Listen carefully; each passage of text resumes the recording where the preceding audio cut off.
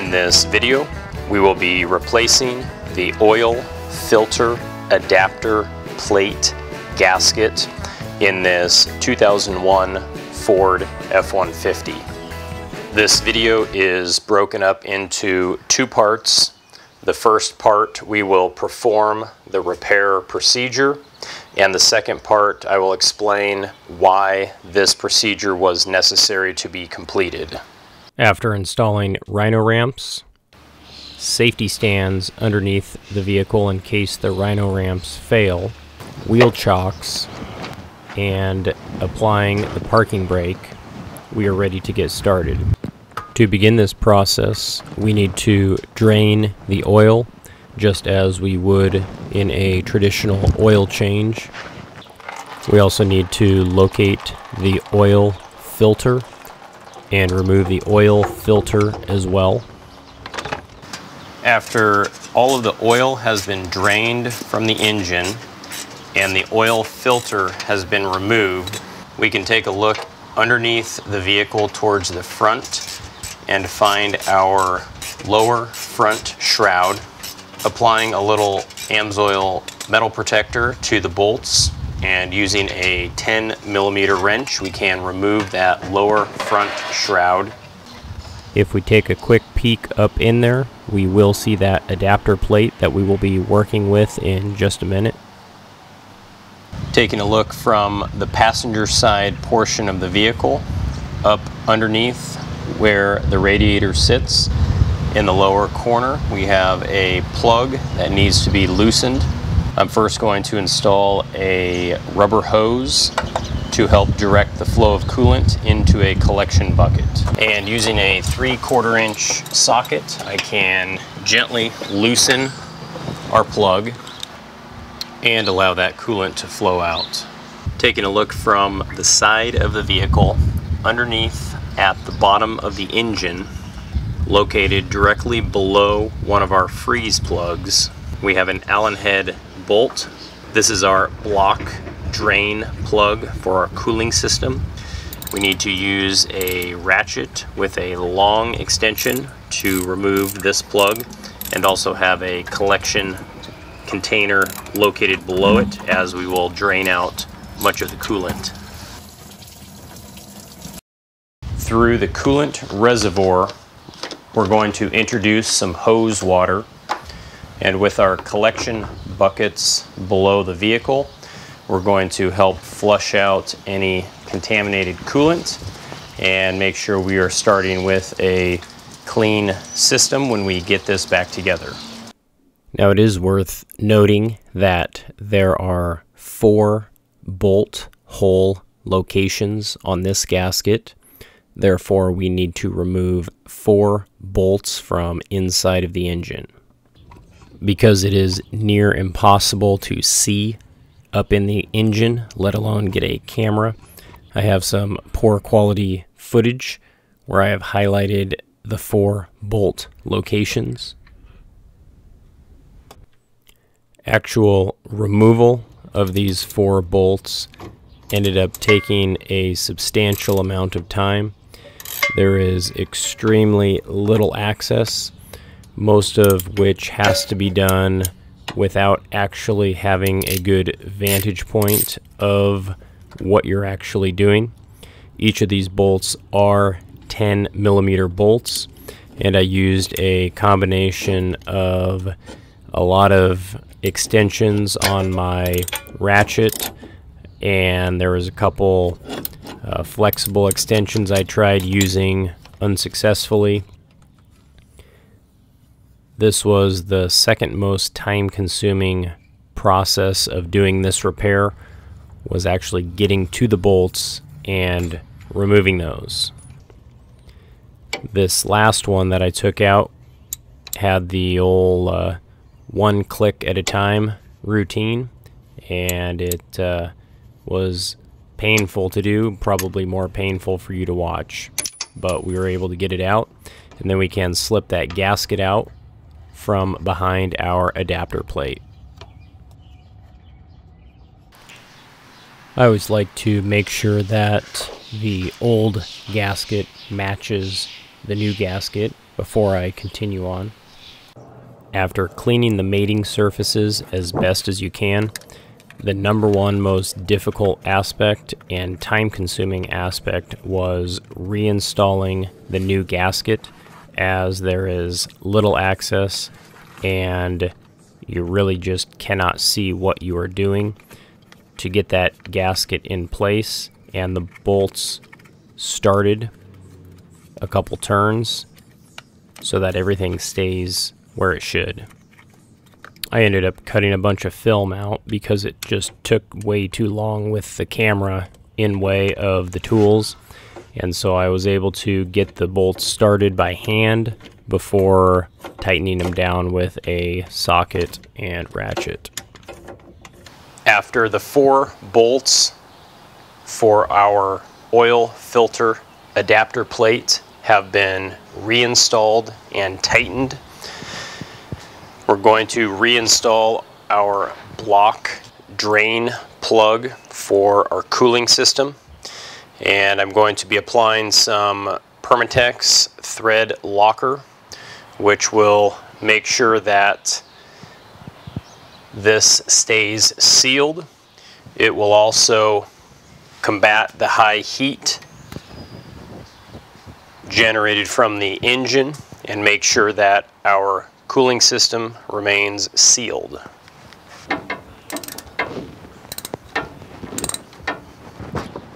We can then remove our hose from up front and close up our drain plug as well. This should close the cooling system.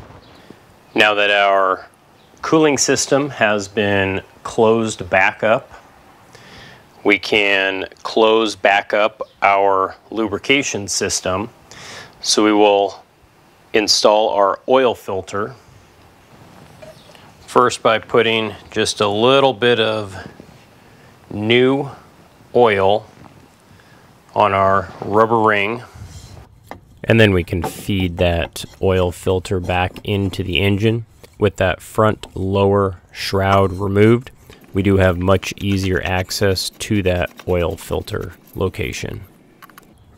Our oil plug is in, our oil filter is on, our adapter plate is on as well.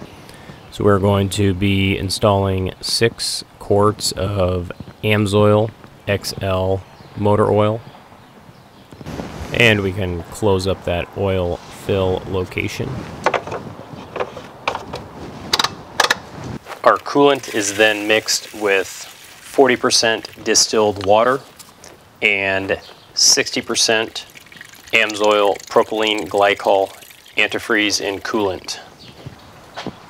And with the block plug back in and our radiator drain closed, we can go ahead and install our coolant mixture into the reservoir.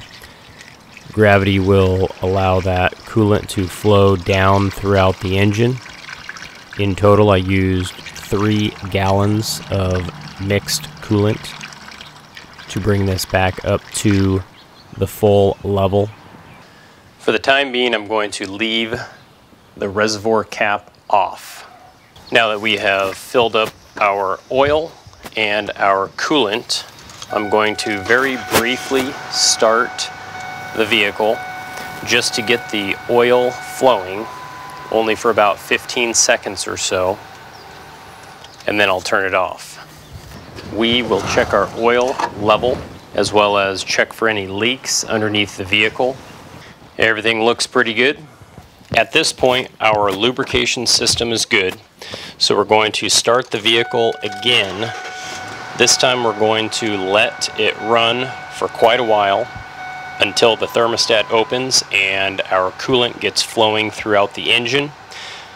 This will expel any air in the cooling system by having that reservoir cap off. We can add a little additional coolant if our level drops below where we want it to be. And we'll go around and check for leaks as well. And the last step is to test drive the vehicle, and you will want to double check the oil levels and coolant levels as well as look for leaks. During this second part of the video, I will be talking about why this procedure was done, as well as some additional steps that I took throughout this process. To start this repair procedure, I first started the vehicle and let the engine heat up to operating temperature and then turn the vehicle back off. After that, I pop the hood, check the oil, and then proceed to take an oil sample. You will most likely not be doing this, as this is an additional preventative maintenance task that I do each year. Over the past 6 years, I have been doing this consistently, and the lab will send me the results from the oil sample and let me know if there are any issues that need addressed, as well as taking a look at some trends in the contaminants. Specific to this repair on this vehicle, the oil samples showed over the past multiple years an increase in both sodium and potassium. This was classified under the contaminant metals. This effectively means that there is a coolant leak into the oil. This is a very microscopic coolant leak. The reading as of 2020 showed sodium at 84 parts per million and potassium at 129 parts per million. This was after having run the same oil for 12 consecutive months. So really the big question is, what does this look like in terms of 6 quarts of oil, this contamination level? On the left, we have 84 parts per million shown in the test tube. And on the right, we have 129 parts per million shown in the test tube. Using a 6-quart container filled with water, I'll add a little bit of food coloring so we can see that water a little better.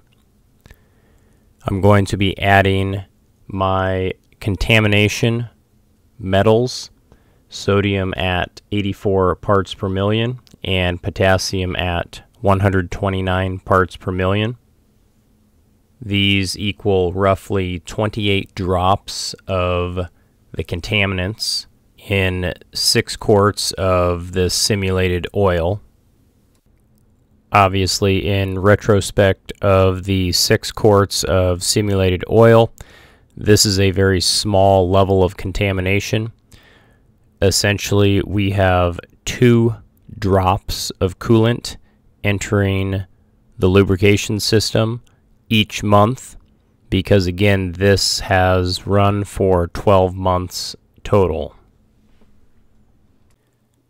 Now, not long after doing my oil change in 2020, I did receive a comment on my cooling system flush and coolant replacement video for this same vehicle, and this was from Riptides, and he had brought up the idea that the oil filter adapter plate gasket has a tendency to leak in these particular vehicles, which effectively you have oil and or coolant either leaking out onto the ground perhaps, or in and contaminating each other. After reading the comment, as well as seeing the oil analytics reports, this was a repair that I was going to do. However, I was waiting a year at least, because you do have to do another oil change and coolant change, and given that I had just done that, I wanted to at least run the current fluids for a year before I would replace those out. In addition, this level of contamination over 12 months is not a huge concern, but it does show that the leak is getting worse. Now, after receiving my results in 2020 and noticing that the sodium and potassium levels had continued to increase, and knowing that I was not going to do this repair immediately, I went ahead and purchased a bottle of Stop Leak to possibly combat any type of leak there was, to hopefully slow it down, and that would also test if the stop leak actually works. You may have noticed the coolant looked pretty nasty for only being 1 year old, and that was because that stop leak product was in that for the duration of a year. Now, ironically enough, when I received my oil analytic report back this year, the stop leak had effectively near eliminated the problem of the sodium-potassium leak. However, I don't know if I would use stop leak as a permanent solution to replacing components that are degrading. When I was doing the research for this video, some people were saying that these ridges need to be on the gasket. The old gasket didn't have the ridge. I'm not 100% sure that's accurate, but what I did notice was that when I closely examined the old gasket, there were areas that I could tell the gasket was separating from the material around it. I would have to say that if this was in fact the component that was responsible for this sodium-potassium coolant leak, replacing this gasket will be a fix. However, because I had used that stop leak, I can't be 100% sure that there wasn't some microscopic degradation on the head gasket or some other component.